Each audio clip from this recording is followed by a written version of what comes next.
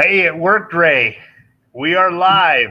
Yeah, there's a will, there's a way. Doesn't matter. Exactly. Welcome, everyone, to Let's Talk Chuckwagons. Mike LaBelle, along with Ray Croteau Jr., brought to you by our friends at Cinch Oilfield Hauling, along with Limelight Audio and Media. And we start the show, kind of the past few ones, with the same thing. And I kind of get excited about it because some of your stories are fun. And you know what? I got to back it up. I'm going to pump the brakes and back up. We advertised that we'd have Todd Baptiste with us. Wow. Unfortunately, tonight that didn't work out with some, family emergency. So a little last minute snab, and we did some texting and calling, and it was Plan B. 7:22. Hey, buddy, Chance Flatty, can you come on the podcast? So we don't know what to expect from this, but let's go to Story Time with Ray, brought to you by our friends at Highwood Distillers. And I'm sure you got a pretty good one tonight for us. You and Flatty ever do anything fun? Oh, yeah. It's endless, actually. And we put in some big days and got a lot of work done, horses trained and fence built and stuff like that. So this story was, I don't even know what year. I want to say 2013, 2014, somewhere's there. 2012. So before he could grow facial hair. Yeah, and it's a different story now. But anyways, it had snowed. I was living in Sundre, and it had snowed like a bugger all winter. So there's probably 4 or 5 feet. It was our first year living in Sundre. And we ended up having to plow the yard out so we could drive horses in the spring because there was nowhere to go. We couldn't get up to the hill, it was just too icy and just 3-4 feet of snow.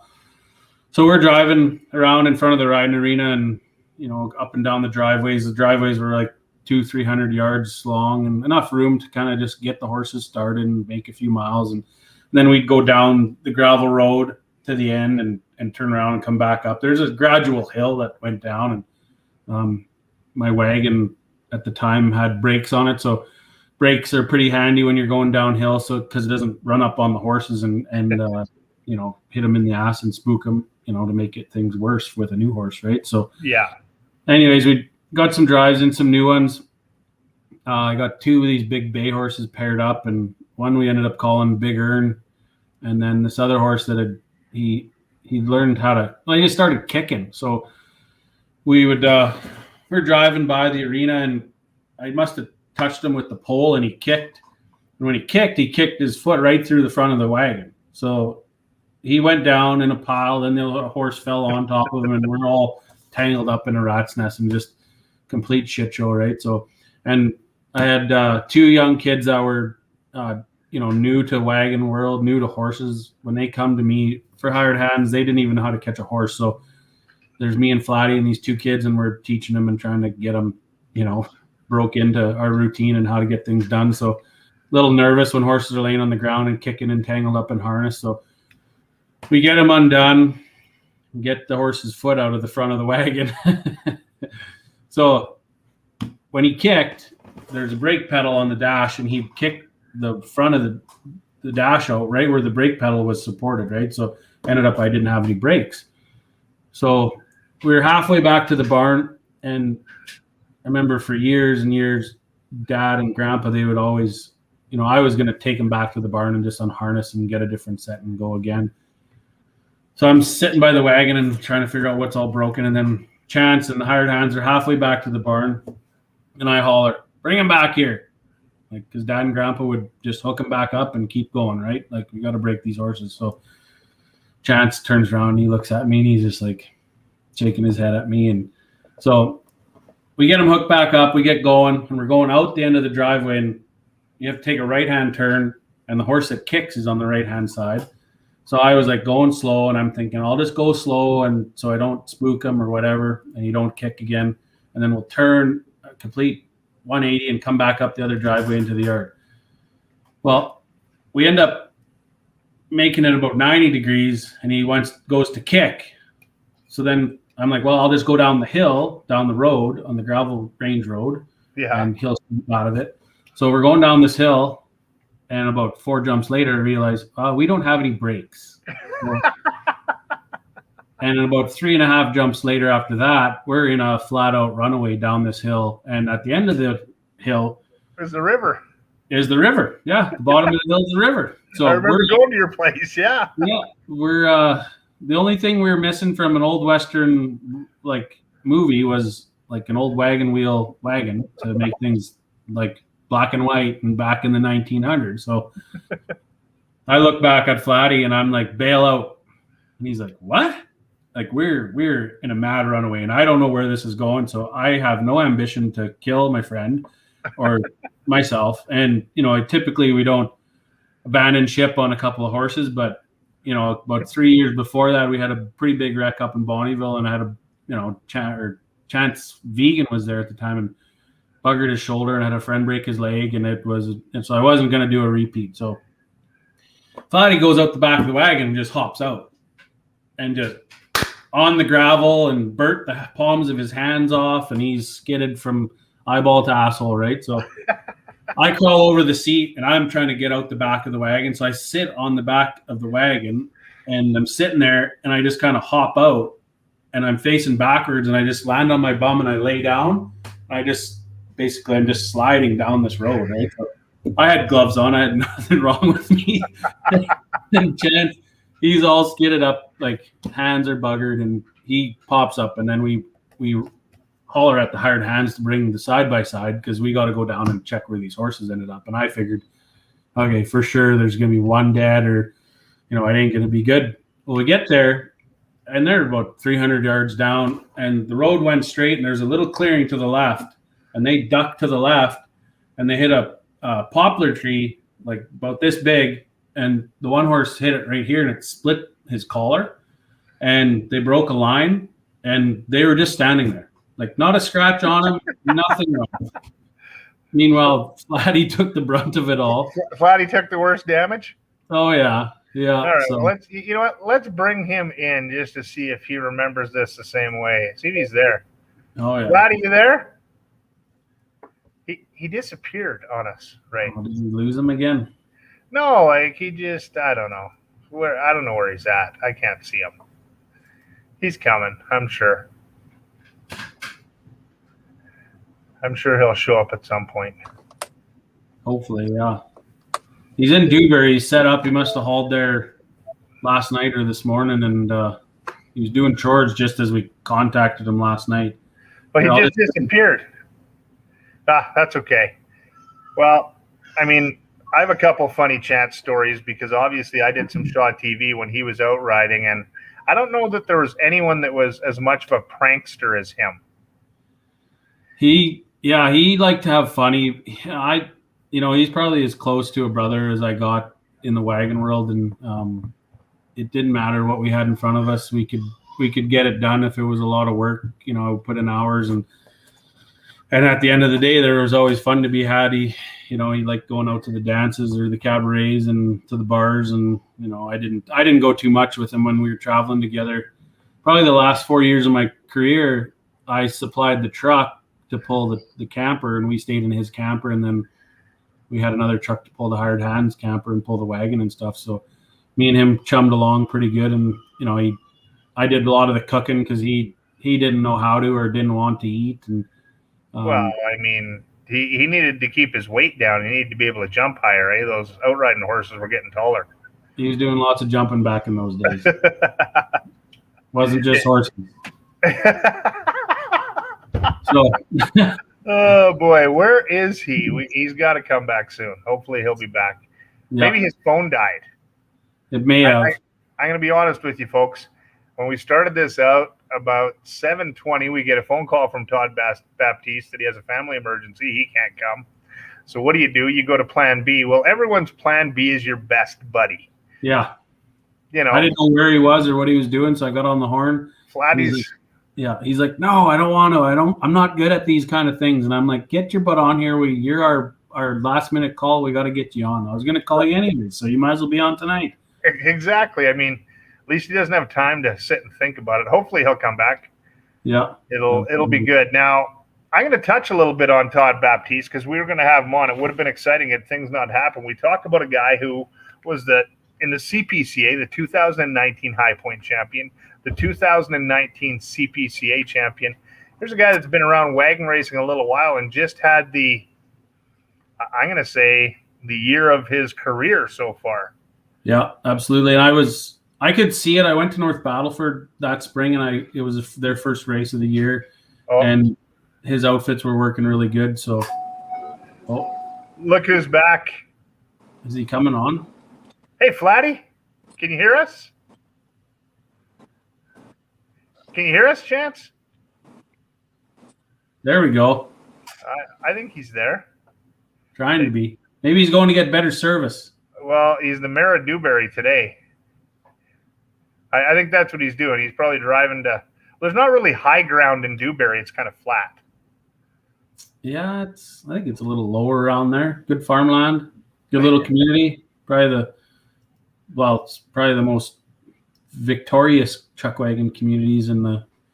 I'd say that. Okay, let's see what happens here. Hey there. Can you hear me? Can you hear us?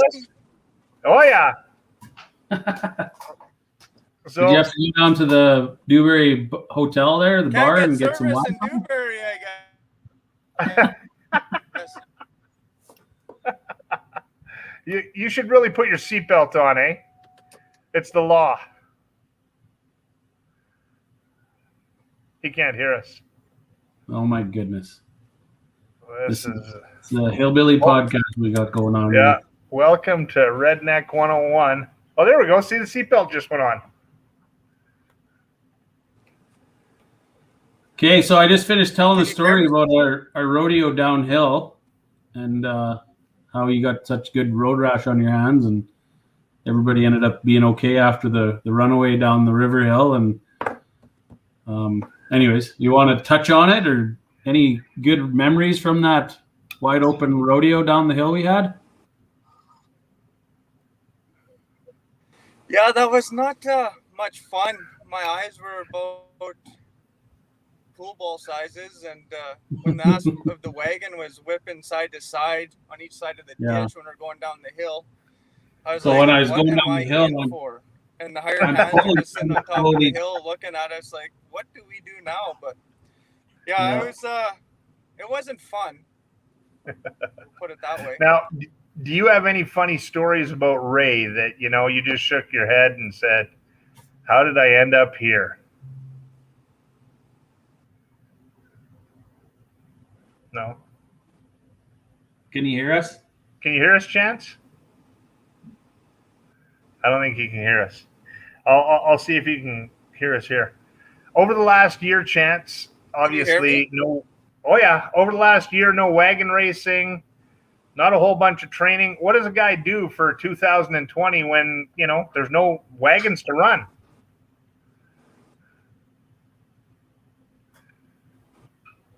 Try and ask him, Ray. I don't think can you hear us, Chance? I'm gonna say that's a no. I mean, he looks good scratching that beard, but yeah, we can hear him. I missed. Oh, yeah, we can. I can't hear you.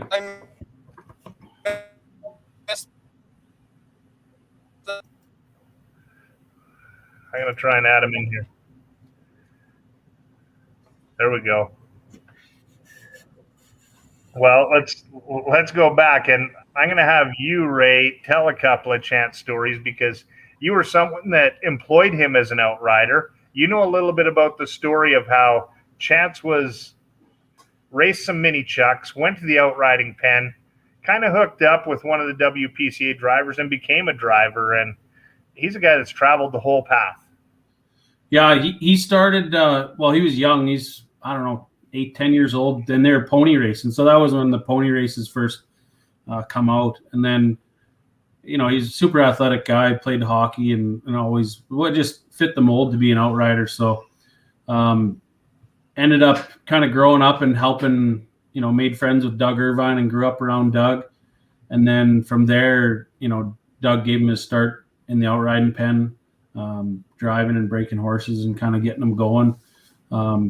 Being around me for quite a few years, we were training and driving horses and doing all those kinds of things. And, I'd get I'd get tired of driving horses and stuff like that too. So you'd get him up in the box and he'd be driving and learning and just getting a feel for everything. And, once in a while we'd have an outfit in the morning for him to drive. And, Doug especially would, hook one up and let him drive and get him out on the track. And then, he just, those kids that were outriders, and spent a lot of time jumping from farm to farm and helping guys train, got to learn a lot of little tricks along the way. And it was just natural for him to jump into the wagon seat. And, he's a really good driver, actually, probably better than I ever was. And he's still pretty young, right? Career, a couple of years in, and he had some good day monies and some top 10 runs in the WPCA, and, definitely stood out and made his presence known, right?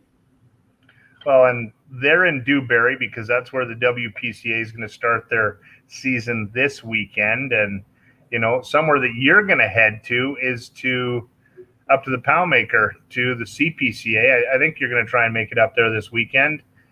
Actually, Poundmaker was last weekend, so that was their first CPCA's first show. But Dewberry's this weekend, and that's the WPCA's first show. So we're going to try to run up there and visit with a bunch of my buddies and see Vern and see Chance and some of these guys that are going to race. And hopefully the weather will cool down a little bit for them. It's been a major hot streak, like everybody knows, throughout Alberta or Western Canada, right? It's in the 30s and into the 40s in areas. So hopefully it cools down and is a little easier on the horses and all the crew and everybody involved. But I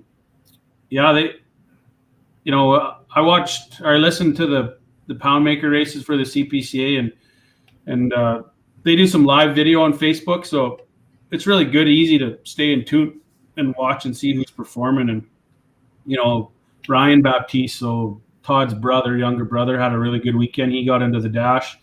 BJ Carey won the aggregate. He broke and set a new track record there. They had the track just set up pretty nice and running fast. And Logan Gorse, he run, I want to say, a couple day monies. And the first night he would have had day money as well, but he had a couple second outrider penalty. But he got into the dash and was able to draw barrel one, and he pretty much dominated as soon as the horn went. So that same outfit that he won Calgary with, patent barrel turn and just lots of early speed and lots of runs. So he won the dash last Sunday by about a length. And but you watch it, seeing how some of those outfits are turning this early in the season, and they're going to be pretty tough come the NCAA, or what is it?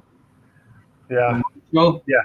So that big 9-day show that's going to replace Calgary and have a bunch of cash up, these guys are going to be rolling when they get there. So, well, and here's a question. I'm going to back up just a little bit, because if you're in Alberta, the heat wave we're going through. Rarely in June do you see central Alberta at between 37 and 40 degrees. What's the extra horse care that goes into something like that? Well, you got to make sure there's water in front of them, and especially the horses that are competing, they're out of the heat or out of the sun. Anyways, we all had barns on our liners, and I always carried some extra fans around too. So we'd run a generator and have a big 48-inch fan just kind of blowing a breeze down through the barn and keeping air moving. And I didn't ever like seeing them horses standing in their stalls and sweating, and try to make them as comfortable as you can. You're going to feed them a little more electrolytes, and honestly, if you end up using them quite a bit, then a lot of times we'll get the vets to come out and they'll do an electrolyte IV on them. We call it electrolyte jug. So you'll give them, if they run two times in a weekend, you'll give them a 4-liter bag to try to rehydrate them, and it just helps them recover, helps them flush the lactic acids. And then in those IV bags, you can add vitamins, so some B12 and some other things like that, that are going to help replenish their body and keep them up to par, right? Because, we always run in a lot of heat when we were in Calgary, and it wasn't a bad place to do it because the barns there were decent enough, and they had good wash bays and stuff like that to keep them out of the heat, right? So, but get to some of these other smaller shows, and hopefully their water system is up to par and they can handle having 36 wagon outfits all turning their hose on at the same time and needing water and doing chores at the same time. So it can get pretty challenging that way. But just like us, the horses, we all just learn to cope with it and get through it. And every race you go to, there's a vet on standby. So if there's any, heat issues or stuff like that, it's dealt with, and dehydration. And a lot of people try to bath, as soon as they kind of come off the racetrack, just to cool them down a little bit and let them horses move and roll and kind of run around in the pen. But yeah, it's important. It's we know how we feel when we're out in the sun, and we don't exert a tenth of what these horses are doing, right? So it's pretty, just goes back to how impressive the thoroughbred breed is, and how competitive they are, and how dialed in a machine they are to compete at, whether it's raining or 6 inches of mud or 35 degrees out in the afternoon, right? So yeah, no, and the expenses got to be big going into early in the year. Let's see if I can. Looks like Chancey might be back. Let's see what happens here. Hey, Flatty, can you hear us? I can hear you now. Oh, look at that. Well, I'm going to let you and Ray take over, and I'm hoping our producer Jody will just flip us around. Oh no. Watch this. I'm about to go to the basement where it's cooler. There we go. Done. Yeah. So, Chance, tell us, we kind of talked about how you got started, but it kind of started out in your pony racing days, and how old were you when you did that, and kind of who got you down the road and got you guys involved, and then how did you get into the wagons? I started wild pony racing when I was 9 or 10, I think, and Mel Laws was the one that had all the ponies, and we went to all these rodeos and stuff, and then hung around with Leo Tournier kinda, and then ended up hanging around with Doug Irvine, and started outriding because I really wanted to outride and stuff, and started doing that. And in the spring, I just go up. Mom and Dad would drive me because I didn't have a license yet, and drove me up to Doug's, and he had a bunch of horses tied to the fence and taught me how to get on and all that stuff. And I think the one spring I went there, every time I showed up, there'd be 12 outriding horses tied to the fence. And did that for, I think I outrode for 13 years or something like that. And then, just made the move to the wagon box and tried a different approach. I don't know, just outriding wasn't my thing anymore, kind of, I guess, and started driving. Natural to graduate up to the wagon box.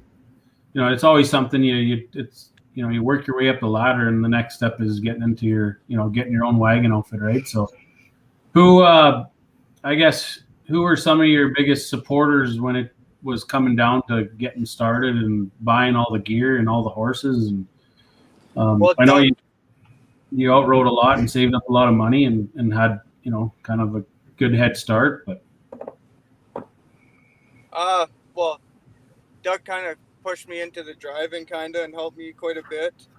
And you yourself, like Ray, I helped him that one spring, and he said, well, pick your horses. And I thought he was joking. And I ended up with horses, and just kind of kept going from there. This one, it was the fall before, but I called Chance and I said, there's a horse here, you should buy him. $2,500. And I said, he's 3 years old. He's pretty young, this horse, right? Chance is like, well, Chance could get tricked into pretty much anything. So he was like, okay. So he buys him.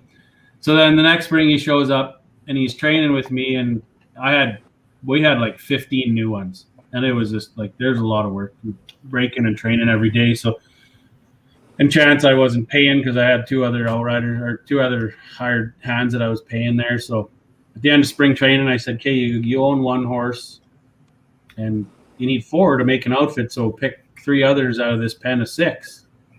And he was like, well, I don't know.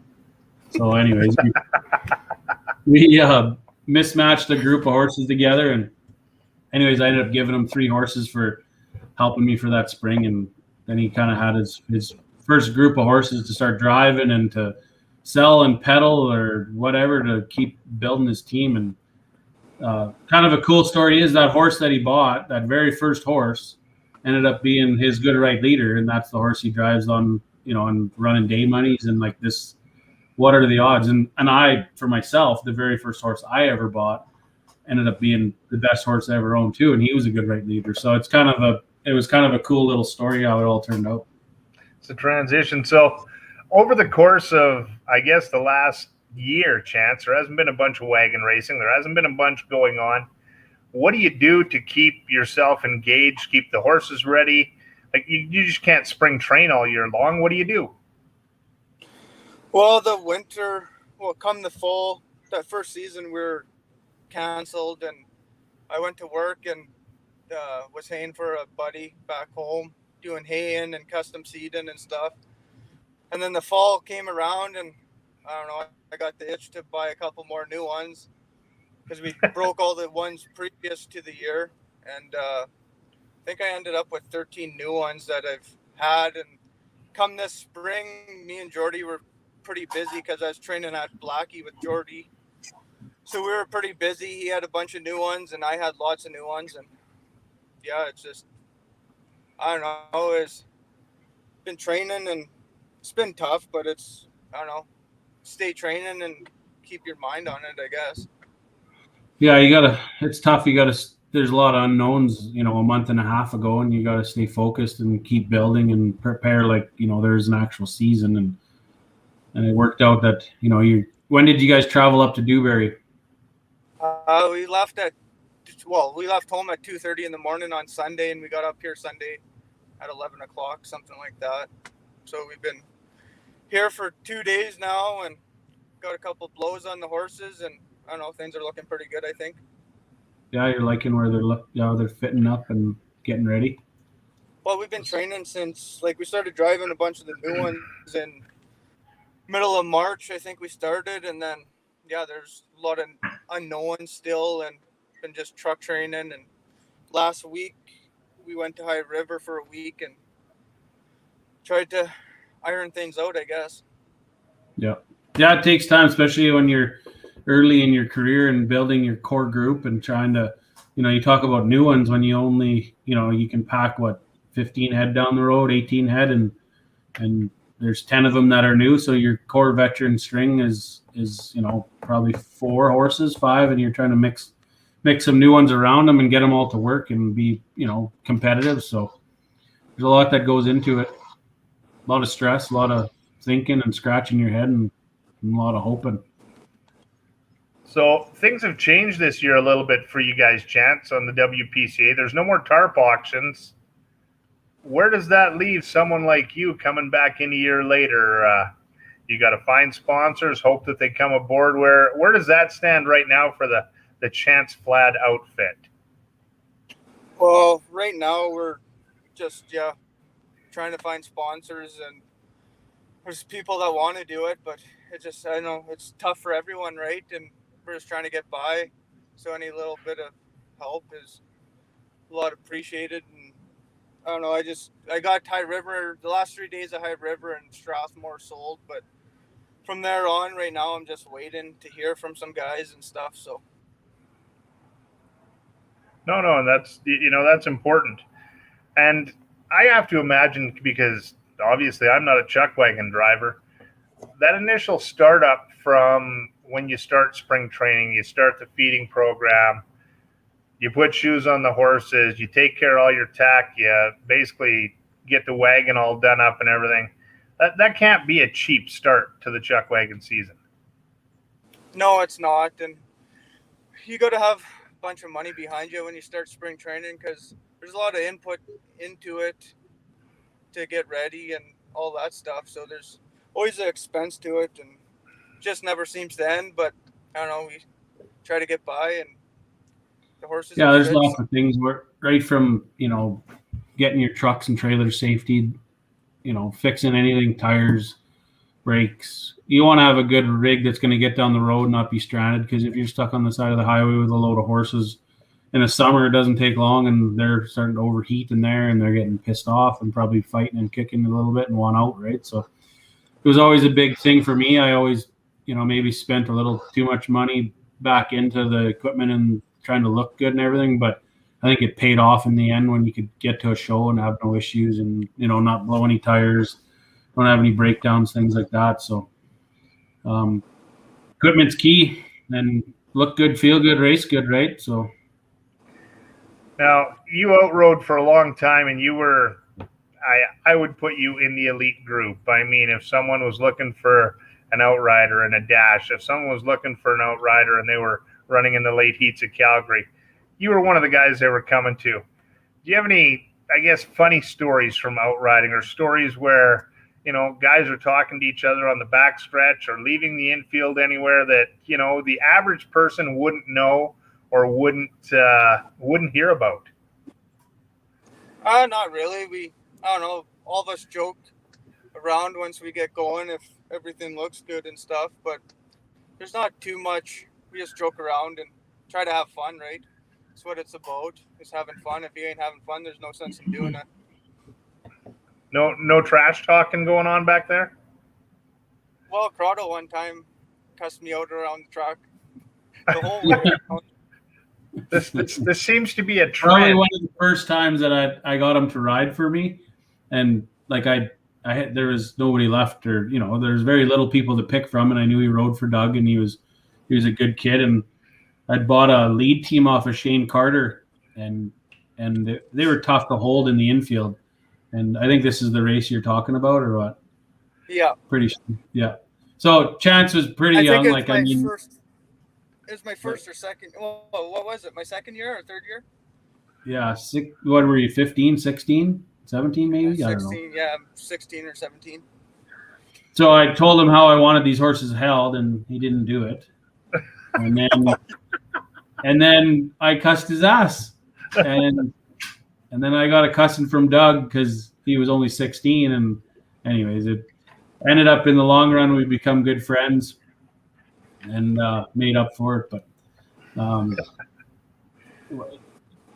Chance is pretty reserved when it comes to stories. So I'll tell a couple one outriding story. And when I was younger, I was outriding in Calgary, and me and Barkley Swenson, this is back, I was probably 16, and there's still 4 outriders, and we're going down the backstretch, and my dad was out front, and then there's 2 wagons in front of us and a wagon beside us, and all the world outriders were to the outside of us, and they kind of had us boxed in there. They wouldn't let us out. So when we were trying to catch Dad, and Dad was booking on it, right? So Barkley, he was, WHL hockey player, pretty tough guy, kind of half psycho if he needed to flip the switch. And he looked at me and he's like, "Are you ready?" And I said, "Yeah." And he pulled his bat and he just started swinging. Back in the day, like the outriders, the 2 associations didn't get along, right? So they're trying to keep us boxed in there, and he's swinging his bat and hitting those outriders and hitting their horses. And I was able to get him to move out, and we squeaked through, and we weren't late for Dad. So anyways, there are things that go on, and more in the old days, just kind of at the beginning of my career of outriding, it was kind of trying to taper down more then. But these guys, when they're outriding in behind the chutes, they're playing hacky sack and chirping each other. And a lot of guys are stretching and moving around. But Chance was a guy, he'd just lay in the shade until the announcer started talking, or somebody led his outriding horse up to him and said, "Okay, you have to get up off the ground. It's time to go." So he's pretty natural. He didn't have to try too hard, and it pissed a lot of the weaker outriders off, because he could just roll out of bed at 5 o'clock from the night before cabaret and go swing on a horse and win day money and win the show. So being humble is part of Chance's character. What Chance, now is there 1 or 2 drivers you liked riding for? And was there any other outriders that you just, every time you got to ride with him, you thought, yeah, we're the A-team? Yeah, like Croteau, I like riding for Croteau, Dorchester. There's a lot of guys. Doug Irvine, Lane, like all them guys, they've looked after me and were good to me, and I tried to give back to them, right? So what was the most you ever got paid to outride? back in the good old days. I think it's $350 a ride for a minute and a half. Yeah. That's a pretty good wage. Yeah, that was a good year. You think you could afford a razor with that kind of money? Times are tough right now, you know. Now I don't know this, and this question might seem really out of left field, Chance, but the Flat name obviously synonymous with Chuckwagon racing due to Herman and even before him. What is your relation in the Flat family? You cut out there. Herman was my great. I think I'm answering your question, but Herman was my uncle, and then Troy and Darcy, and there's Lane driving now too. We just been going on for years, I guess. Herman's done it forever, and that's all he loved to do. So I thought, try to follow his footsteps, kind of. Yeah. Good. So tell me about your horses right now and what you guys got hooked and run in Dewberry, and what do you think? What are you hooked with first night? What's that, Ray? You cut out. Who are you hooked with the first night in Dewberry? I'm hooked with Aubrey, and draw now. Kirk and Mitch ain't coming, so we got the 3-barrel and hooked with Chad Fike and Aubrey Mottawillow. Which outfit do you run off that barrel? I don't know yet, to be honest. Still thinking about it. Too many new ones. Yeah, that's the thing, right? And I honestly never liked using new horses off of a short barrel because I wanted them to, like, when the horn goes, I wanted them to learn to go, like, charge for 3 or 4 jumps before they ended up turning. Some of the older horses, were really good and feisty off the outside barrel. And Dewberry is kind of a mid to shorter track. So I think it's a 102, 103 type of thing. So if they got it, depends how hard it is or soft, but should be a good track to start your season off on. And hopefully they got it watered up. It's not too dusty. Perfect. Well, I'm hoping you can hear me, Chance, because we're going to do 5 quick questions. But before we get to that, I'm going to say if there's anyone out there that wants to get their name on Chance's tarp at any of the shows, drop us a line here. We'll put you in touch with him, and he'd be more than happy to fly your banner around the track no matter where he is. Okay, 5 quick questions, just right off the top of your head. Who's the most famous person in your cell phone?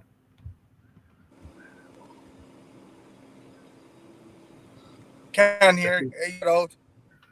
I got no service here, Dewberry. I don't know what that's going on. All right. Well, we will bid you adieu, Chance, and we're going to catch up with you again when you have service. We'll talk to you later, buds. I'll see you this weekend. Well, that's too bad that we couldn't keep in on. He's got some fun stories. We got to open him up. He's one of those young guys, Ray. You know that. You were there once. Just starting to get going. There you go.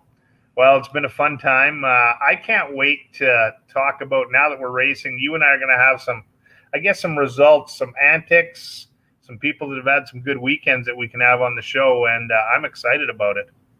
Yeah, it's unfortunate I didn't get Todd on tonight because I had some questions about his strategies and how his first show went and things like that. And then, I noticed that Ryan is put into the mentors group races for the NACC race in Lloydminster. So that's going to, those 2 guys are going to share horses and shuffle up and have a different strategy coming for the big money, right? So I look forward to seeing that. And I don't know, it's just the way technology is now. You think you can do anything from anywheres, and all of a sudden there's no cell service, and everybody's wondering what the hell is going on with this shitty podcast. Well, tonight it was just, if it was going to be perfect, Todd would have been on. We thank you all for joining us, and what a great night it's been. Do us a favor, stay cool because it is warm out there. And you know what? I can't wait to see how Dewberry goes. I know you're going to stop in there, so we'll get to hear a little bit about that Tuesday. And I'm sure you'll have a fun story time, I'm sure, from Dewberry for us. Yeah, absolutely. Canada Day, they're going to have a street party because Alberta's opening up July 1st. So no COVID, everything's gone. We're back to normal. Just like that, eh? Race. We're going to shake hands. We're going to kiss each other probably a little bit. And then, celebrate Canada. Just so you know, we're never kissing, you and I. It's not happening, ever. Guaranteed. If we get enough... there is not enough white owl to do that. That's yet to be proven. Well, friends, it's been a fabulous night. Sorry Todd couldn't join us, but a thank you to Chance Fladd for trying to get on and help us out a little bit. On behalf of Ray Croteau Jr., I'm Mike LaBelle, and we thank our partners from Limelight Audio and Media, as well as Cinch Oilfield Hauling and Highwood Distillers. Until next week, do us a favor, drink responsibly, drive safe, give your kids a hug. God bless.